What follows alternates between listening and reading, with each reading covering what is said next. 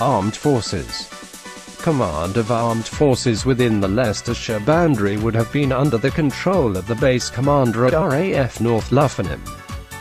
As no protective bunker existed at this location and due to nearby RAF Cottesmore being a major target, he would most likely have located himself at County Hall. He would be directly answerable to the Regional Military Commander (RMC) in peacetime. This was the base commander at RAF College Cranwell, who would have located himself at the Regional Armed Forces Headquarters (AFHQ). The AFHQ for Home Defence Region No. 3 was at RAF Digby, near Scopwick in Lincolnshire.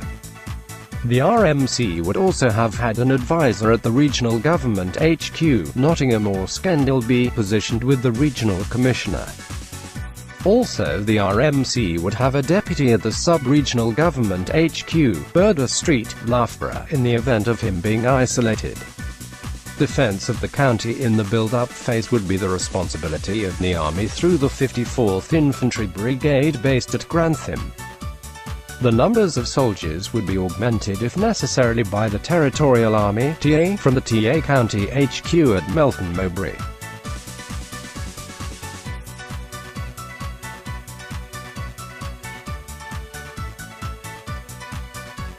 Attack targets. No one can predict exactly what was in the minds of the Russian attack planners with any certainty. Of course, any predictions made by NATO are classified top secret and subject to the 30-year rule at the least. Indeed, the latest target list drawn up by NATO, which has been placed in the public domain, is dated the 2nd of November 1967. Ominously, Leicester is shown on the city's list and was to receive 2 1-megaton warheads according to the prediction. In respect of the bomber stations, RAF Cottesmore, which housed nuclear bombers at that time, is listed. Predictions were that RAF Cottesmore would receive 2 warheads to the effect of 1 megaton. Of course, conditions had moved on in the 1980s. Yields of weapons had increased dramatically. Leicester still retained an industrial importance, although this was by then in rapid decline. Nuclear bombers had been discarded in favor of ground-launched weapons such as at Greenham Common. But not only targets directly in the county would impact here, neighbouring county targets would also affect Leicestershire through fallout and radiation. Nottingham as a regional centre of government is listed and would affect the north of the county. A strike on the NATO listening post in Rugby would affect the south and southwest. An attack on East Midlands Airport would impact on the northwest of the county. There of course are the potential military targets both within Leicestershire and close by. Army General HQ at Woodhouse Eaves, US Air Base at Alconbury, and RAF Molesworth was a base for cruise missiles.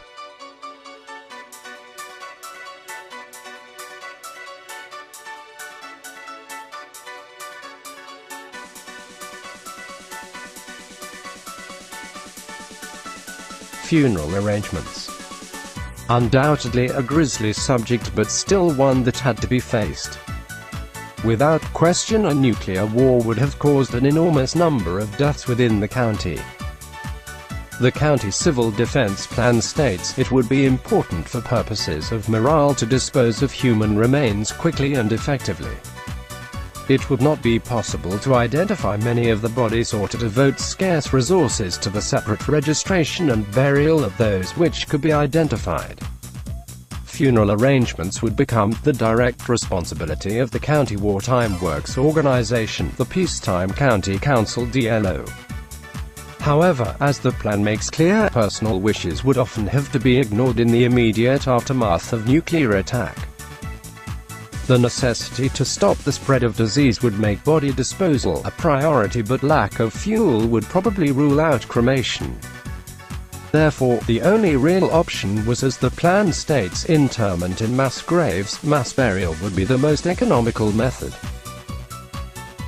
The location of such mass graves would be a decision made dependent on resources available, location of the bodies and, importantly, risk to water supplies. Burial in cemeteries requires labor-intensive digging, so what of the possible use of waste disposal landfill sites? Paul Winterton was head of waste management at Leicestershire County Council. I attended courses at Easingwold where we held training exercises, but it was not recommended to us that we use landfill sites, and I certainly don't recall anyone suggesting the idea either. However, it would be fair to say that if officers of the county council were faced with the problem, it may well have been an option they would have considered. For the record, during the 1980s the main county landfill sites were at Enderby, Warren and Ashby, Lound.